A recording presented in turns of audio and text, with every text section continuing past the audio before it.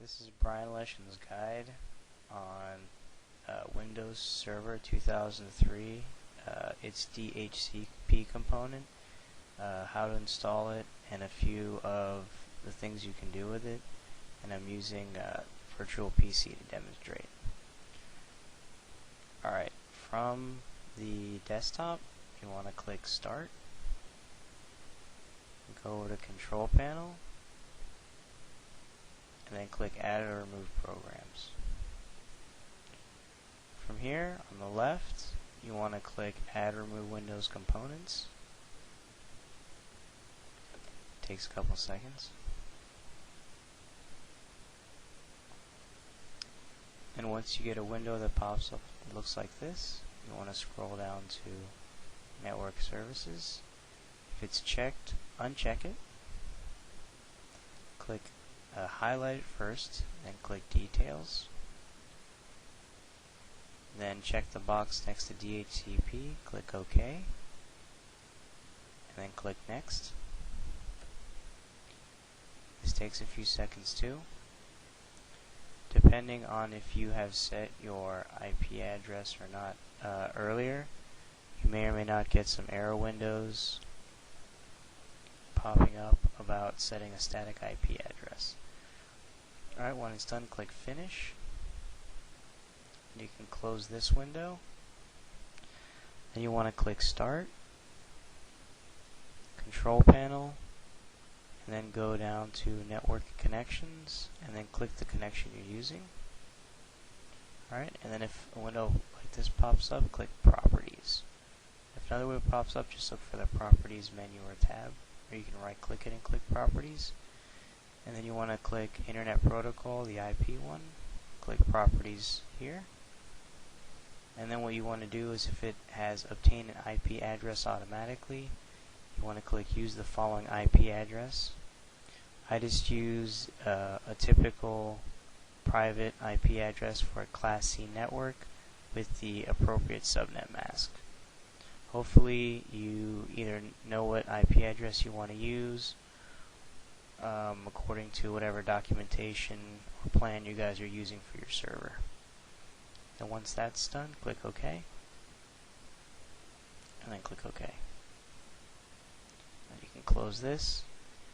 And what I just did, you would have to do if you had not done it when you were installing the DHCP, or if you just clicked OK through the when installing the DHCP, you could just do it like I did after. Alright, then you want to click Start, go back to the Control Panel, Administrative Tools, and then click on DHCP. You're going to get a window pops up like this. You can maximize it if you like. And then you should have basically the name of your server, and at this point you probably won't have any scopes. So from here you want to right click it and click New Scope. And then the New Scope wizard pops up. Just click Next. And then you want to give the name of your scope. For this one we'll just call it the demo.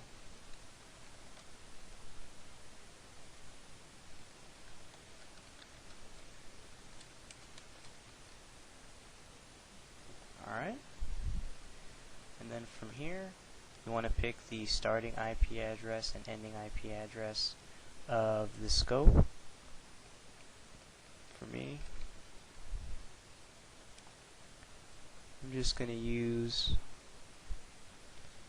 typical Class C scope for a private network.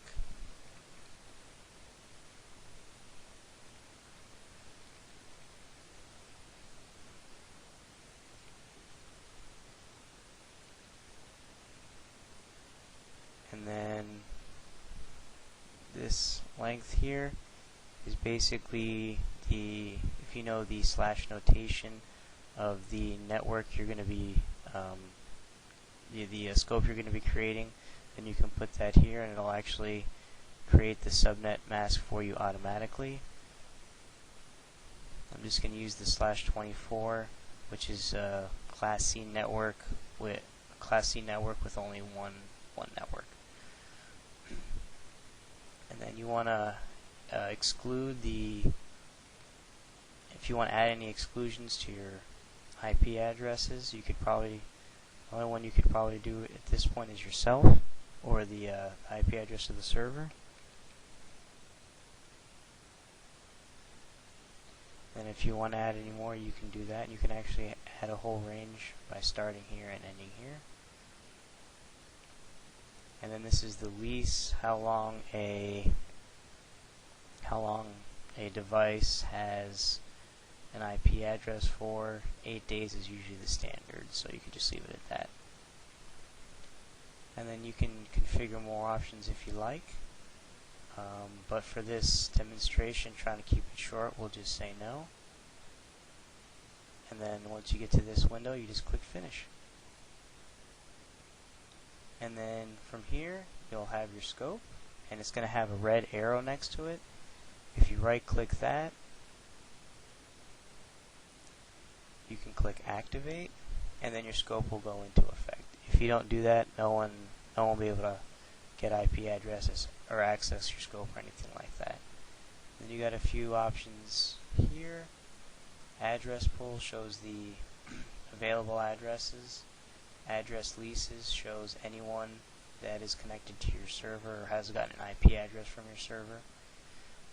And then reservations are any IP addresses that you've reserved for special devices.